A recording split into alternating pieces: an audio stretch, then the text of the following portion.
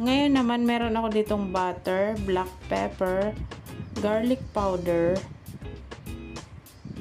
at sa ating flour para sa pampalapot, at yung ating 2 cups warm water. Tinunawan ko na rin siya ng chicken cubes. Ngayon, lutuin na natin yung ating gravy. Lagay na natin yung ating 2 tablespoon butter. Dapat mahina lang yung apoy para huwag masunog agad yung ating butter.